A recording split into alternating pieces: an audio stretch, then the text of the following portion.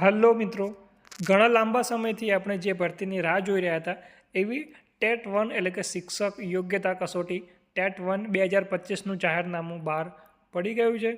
આ જાહેરનામું તારીખ 14/10/2025ના રોજ રાજ્ય સરકાર દ્વારા રાજ્ય પરીક્ષા બોર્ડ ગાંધીનગર દ્વારા બહાર પાડવામાં આવ્યું છે। આ વિડીયોમાં વાત કરવાના છીએ કે ફોર્મ ભરવાની છેલ્લી તારીખ કઈ છે, શૈક્ષણિક લાયકાત અને તાલીમી લાયકાત શું હોવી જોઈએ, પરીક્ષા અને કસોટીનું માળખું કેવું હશે, એના પછી જે કુલ ફી અને ફી ભરવાની છેલ્લી તારીખ કઈ છે, અભ્યાસક્રમમાં કયો બદલાવ કરવામાં આવ્યો છે, ઓનલાઈન અરજી કરવાની રીત કઈ છે અને અન્ય ધ્યાનમાં રાખવાની બાબતો ઘણી બધી છે, એ આપણે આ વિડીયોમાં વાત કરીશું। તો શરૂ કરીએ આજનો એક મજાનો વિડીયો ટેટ 1 પરીક્ષા 2025।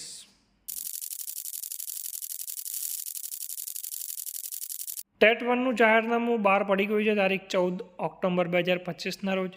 ટેટ 1ના માળખામાં જોઈએ તો જાહેરનામું બહાર પાડવાની તારીખ આપી છે અને વર્તમાનપત્રમાં પ્રસિદ્ધ થવાની તારીખ છે 15 તારીખે। ઉમેદવારો માટે રજિસ્ટ્રેશન ફોર્મ ઓનલાઈન ભરવાનો સમયગાળો આપેલો છે, 29 તારીખથી ફોર્મ ભરાવાના શરૂ થશે અને 12 નવેમ્બર 2025 સુધી તમે આના ફોર્મ ભરી શકશો। નેટ બેન્કિંગ મારફતે ફી સ્વીકારવાનો સમયગાળો છે 29/10/2025થી 14/11/2025 સુધી, એટલે કે ફોર્મ ભરવાની છેલ્લી તારીખના 2 દિવસ પછી સુધી પણ તમે ફી ભરી શકશો। ફી નેટ બેન્કિંગ મારફતે પણ ભરાય છે, એટલે તમારે પોસ્ટ ઓફિસે જવાની જરૂર પડશે નહીં। ખૂબ મહત્ત્વનું, પરીક્ષાનો સંભવિત માસ છે 14 ડિસેમ્બર, એટલે કે 14 ડિસેમ્બરના રોજ પરીક્ષા આવી શકે છે, સંભવિત છે, લગભગ તો લેટ જશે જ। શૈક્ષણિક લાયકાતની વાત કરીએ તો આ જે પરીક્ષા છે એ પ્રાથમિક શાળાઓમાં એટલે કે ધોરણ 1થી 5માં પ્રાથમિક શિક્ષક વિદ્યાસહાયક તરીકે નિમણૂક મેળવવા માટે શૈક્ષણિક સાથે તાલીમી લાયકાત ધરાવતા હોય એમને પરિપૂર્ણ કરતા ઉમેદવારો જ આ શિક્ષક યોગ્યતા કસોટી માટે ઉપસ્થિત થઈ શકશે।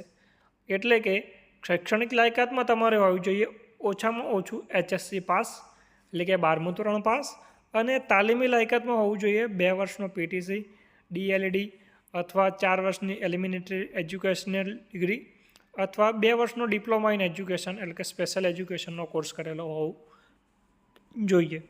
શૈક્ષણિક લાયકાત હોવી જોઈએ અને આ ત્રણમાંથી કોઈ પણ એક વસ્તુ તમારે કરેલું હોવું જોઈએ। કસોટીનું માળખું જોઈએ તો આ જે પરીક્ષા છે બહુવિકલ્પી એટલે કે MCQs પ્રકારની રહેશે, મલ્ટિપલ ચોઇસ ક્વેશ્ચન્સ। આમાં કુલ 150 પ્રશ્નો રહેશે અને કુલ 120 મિનિટનો સમય તમને મળશે, જે 90 મિનિટનો હતો એ વધારીને 120 મિનિટનો સમય કરેલો છે।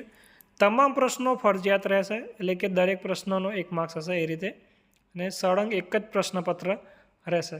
દરેક પ્રશ્નપત્રનો 1 ગુણ રહેશે, દરેક પ્રશ્નમાં 4 વિકલ્પો હશે, તેમાંથી સાચો વિકલ્પ તમારે પસંદ કરવાનો છે। આ કસોટીના મૂલ્યાંકનમાં કોઈ નકારાત્મક મૂલ્યાંકન રહેશે નહીં, આ ખાસ ધ્યાનમાં રાખવાનું કે કોઈ નેગેટિવ માર્કિંગ આમાં છે નહીં। પરીક્ષાની માર્કશીટની વેલિડિટી બાબતનો ઠરાવ ક્રમાંક પ્રમાણેની જ રહેશે અને જે કોઈ નિર્ણય શિક્ષણ વિભાગનો હશે એ આપણો આખરી ગણાશે। નેક્સ્ટ જોઈએ તો પરીક્ષા ફી છે।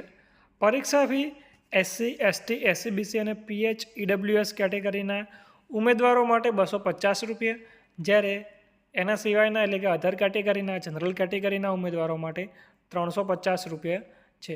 આ ઉપરાંત સર્વિસ ચાર્જ છે એ અલગથી ભરવાનો રહેશે। જો એકવાર ફી ભરાઈ ગઈ તે કોઈ પણ સંજોગોમાં પરત કરવામાં આવશે નહીં। ફી ભરવાની પદ્ધતિ છે ઓનલાઈન પેમેન્ટ ગેટવે દ્વારા, એટલે કે તમે ATM કાર્ડ, નેટ બેન્કિંગ અથવા UPI પરથી પણ ફોર્મ ભરી શકો છો। ફોર્મ ભરાઈ ગયા પછી એની એપ્લિકેશન ફીની રિસિપ્ટ જે છે એ તમારે પ્રિન્ટ કાઢી લેવાની હશે, અને જો એમાં કોઈ ખામી હોય તો સ્ક્રીન પર આપની ફી ભરાયેલ નહીં એવું જોવા મળશે।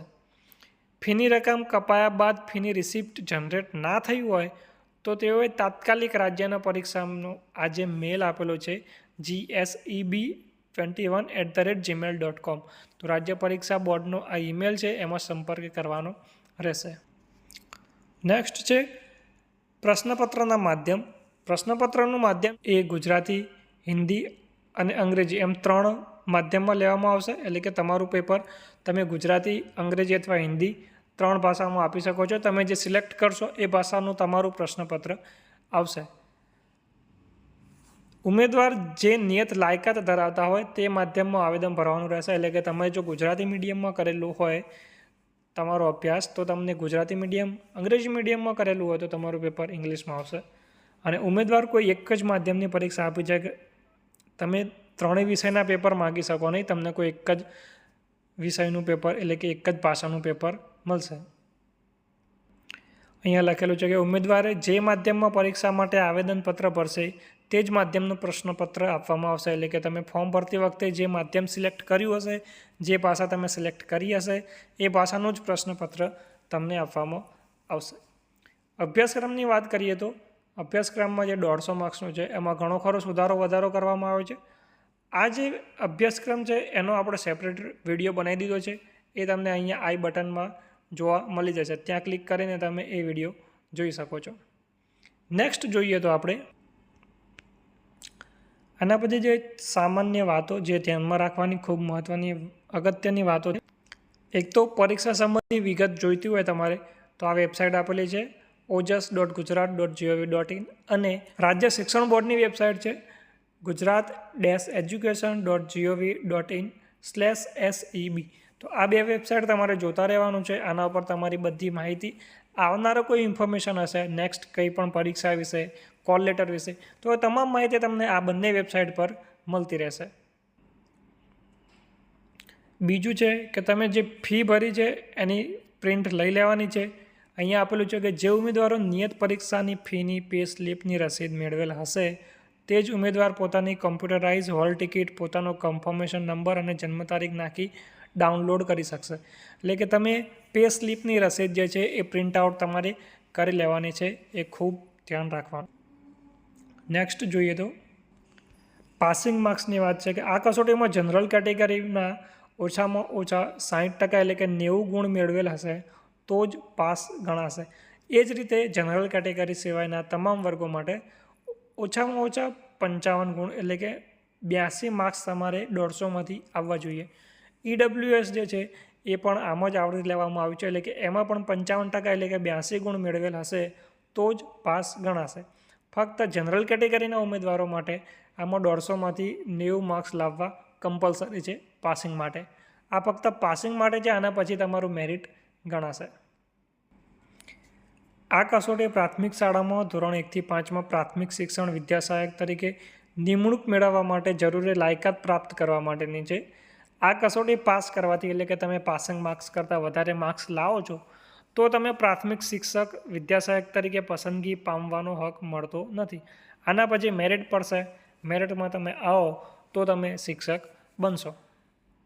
ઓનલાઈન અરજી કરવાની જોઈએ તો ઓનલાઈન અરજી કરતી વખતે સૌપ્રથમ આપણી જે વેબસાઇટ છે ઓજસની ojas.gujarat.gov.in એના પર જઈને એપ્લાય કરવાનું છે. બાકીની વિગતો અંદર ઓલરેડી હશે જ.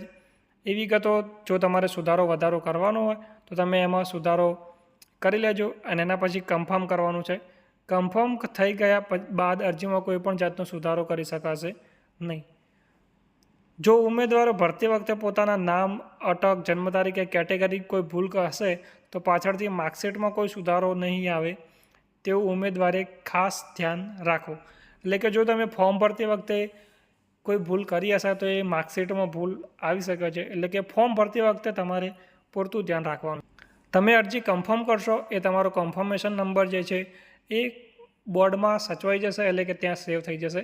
એટલે કે તમારે આગળનો કોઈ પણ પત્ર વ્યવહાર કે રજૂઆત કરવી હોય તો એ વખતે તમારો કન્ફર્મેશન નંબર દર્શાવવાનો રહેશે.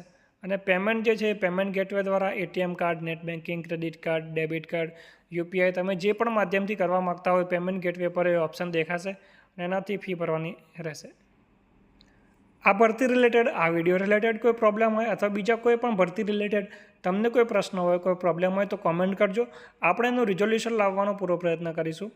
જો વિડીયો પસંદ આવ્યો હોય તો વિડીયોને લાઇક કરજો. જો વિડીયો પસંદ ના આવ્યો હોય તો વિડીયોને ડિસલાઇક કરજો. જો હજુ પણ તમે ટેટ રિલેટેડ કોઈ અપડેટ્સ મેળવવા માગતા હોય તો આપણી ચેનલને સબસ્ક્રાઈબ કરતા જજો. મળીશું એક નવા વિડીયોમાં નવા ટોપિક સાથે.